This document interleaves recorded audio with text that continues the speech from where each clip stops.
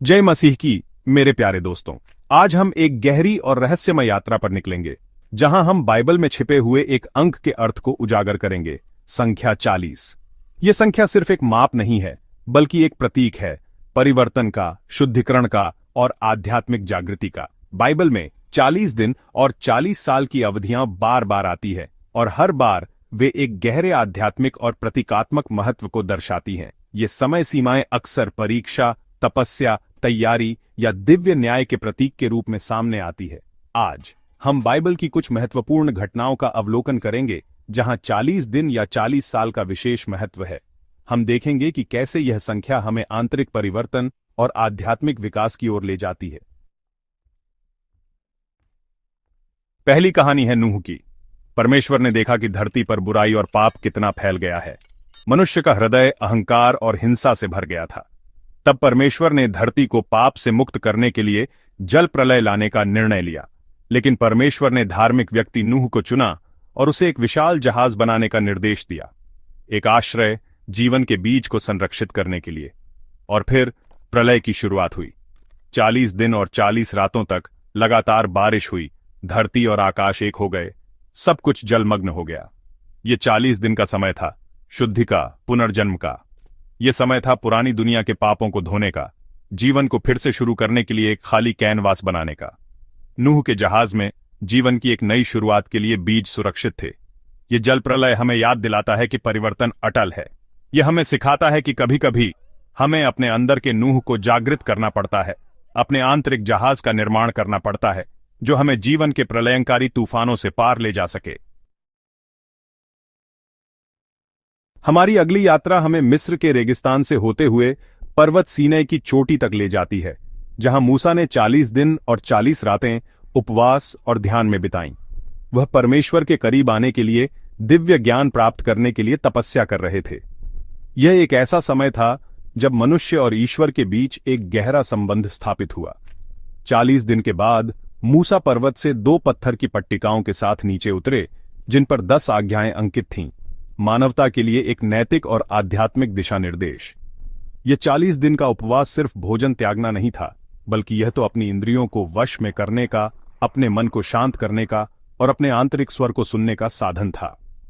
मूसा की कहानी हमें याद दिलाती है कि हमें भी अपने जीवन में पर्वत सीनै खोजना होगा, एक ऐसा स्थान जहां हम दुनिया के शोर से दूर होकर अपने आंतरिक स्वर से जुड़ सकें। यह एक ऐसा स्थान हो सकता है जहां हम ध्यान करें, प्रार्थना करें या सिर्फ प्रकृति की गोद में समय बिताएं। महत्वपूर्ण यह है कि हम समय निकालें और अपने आंतरिक दिव्यता से जुड़ें। मिस्र की गुलामी से मुक्ति पाने के बाद इस्राएली लोग प्रतिज्ञा किए गए देश कनान की ओर एक लंबी और कठिन यात्रा पर निकले। यह यात्रा उनकी आस्था और धैर्य की अग्निपरीक्षा थी, लेकिन स्वतंत्रता के बावजूद उनके मन में डर और संदेह बना रहा।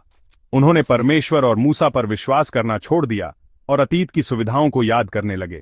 इस अविश्वास के कारण इस्राएली लोगों को 40 साल तक रेगिस्तान में भटकना पड़ा। यह एक ऐसा समय था जब उन्हें अपने अतीत के बोझ से मुक्त होना था, अपनी पुरानी आदतों को त्यागना था और एक नए और अधिक जागरूक जीवन शैली को अपनाना था। यह 40 साल की अवधि उनके लिए एक आध्यात्मिक पाठशाला बन गई, जहां उन्होंने धैर्य, विश्वास और आत्मनिर्भरता जैसे गुणों को सीखा। रेगिस्तान हमें याद दिलाता है कि कभी कभी हमें भी अपने जीवन में आध्यात्मिक रेगिस्तान से गुजरना पड़ता है। यह एक ऐसा समय हो सकता है जब हमें अपनी सीमाओं का सामना करना पड़े, अपनी गलतियों से सीखना पड़े और अपने आप पर और ईश्वर पर अपने विश्वास को मजबूत करना पड़े। नबी एलिय्याह की कहानी हमें दिखाती है कि कैसे 40 दिन की अवधि हमें आंतरिक शक्ति और दिव्य मार्गदर्शन प्राप्त करने में मदद कर सकती है। जब एलिय्याह बुरी राजा अहाब और उसकी पत्नी ईजेबेल के क्रोध से भाग रहे थे, तो वे निराशा और थकान से घिर गए। उन्होंने अपना विश्वास खो दिया और मौत की इच्छा करने लगे। लेकिन परमेश्वर ने एलिय्याह को नहीं छोड़ा। एक दूत के माध्यम से परमेश्वर ने एलिय्याह को पर्वत होरेब जाने का निर्देश दिया। एलिय्याह ने 40 दिन और 40 रातों तक यात्रा की, बिना रुके, बिना थके। यह यात्रा उनके लिए एक आंतरिक तीर्थ यात्रा बन गई। यह उनके अहंकार और भय से मुक्ति की यात्रा थी। पर्वत होरेब पर एलिय्याह को परमेश्वर के साथ एक गहरा और व्यक्तिगत संबंध का अनुभव हुआ। परमेश्वर ने उन्हें एक कोमल हवा में प्रकट किया, न कि तूफान या आग में। यह एलियाह के लिए एक महत्वपूर्ण पाठ था। ईश्वर हमेशा हमें शांत और सूक्ष्म तरह से मार्गदर्शन करता है, हमें बस उसकी आवाज सुनने के लिए तैयार रहना चाहिए। यीशु, ईश्वर के पुत्र, ने भी अपनी सेवा शुरू करने से पहले 40 दिन और 40 रातों तक रेगिस्तान में उपवास किया। यह समय उनके लिए आध्यात्मिक तैयारी और परीक्षा का था। शैतान ने उन्हें 3 बार परीक्षा दी, हर बार उन्हें उनकी दिव्य शक्ति का इस्तेमाल करके अपने स्वार्थ के लिए प्रलोभन दिया, लेकिन यीशु अडिग रहे। उन्होंने शैतान के प्रलोभनों का सामना ईश्वर के वचन और अपनी आंतरिक शक्ति से किया। ये 40 दिन की अवधि यीशु के लिए एक आध्यात्मिक युद्ध थी, जिसे उन्होंने अपनी विश्वसनीयता और समर्पण से जीता। यह कहानी हमें सिखाती है कि हम भी अपने जीवन में आध्यात्मिक रेगिस्तान से गुजरते हैं, जहां हमें प्रलोभनों और चुनौतियों का सामना करना पड़ता है, लेकिन यीशु की तरह हमें भी अपने विश्वास पर अडिग रहना चाहिए और ईश्वर के मार्गदर्शन पर भरोसा रखना चाहिए।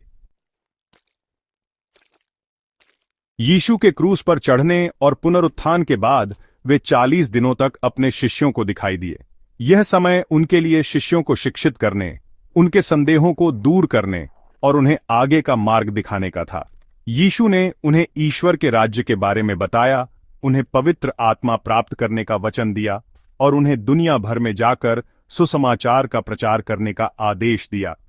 यह 40 दिन की अवधि शिष्यों के लिए एक नए युग की शुरुआत थी, एक ऐसे युग की जिसमें वे यीशु के संदेश को दुनिया भर में फैलाएंगे।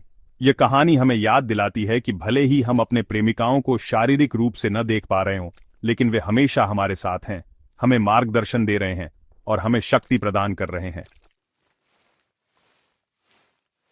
तो बाइबल में 40 संख्या का रहस्य क्या है?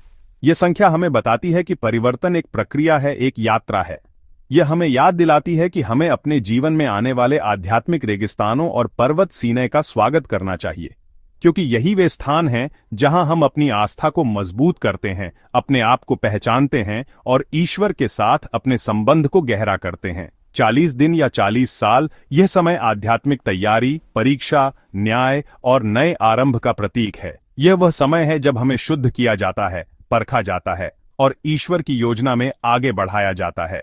यह एक पूर्ण समय माना जाता है जब कोई बदलाव या परिवर्तन होता है। यह एक ऐसा समय है जो हमें अतीत से मुक्त करता है और भविष्य की ओर ले जाता है, हमें एक नए और अधिक जागरूक जीवन की ओर अग्रसर करता है।